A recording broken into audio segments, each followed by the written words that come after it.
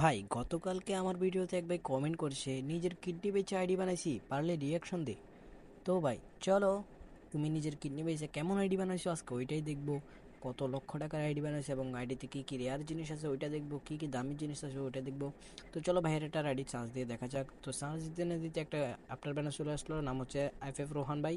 F Rohan ভাইয়ের আইডিতে ঢুকে দেখতে পারলাম অনেক সুন্দর একটা আইডি, এক্সএমের 3 লেভেল পুষ্পার গ্লোয়াল, তারপর অনেক কিছু মানে প্রোফাইলটা অনেক সুন্দর করে সাজিয়ে বুঝাই রাখছে। নে ভাইয়ের আইডিটা একরকম অসাধারণ। তারপর ভাই হিরোইক আছে দেখলাম, সিএসএ ও হিরোইকে ও ইয়াতেও হিরোইকের স্কোর আছে।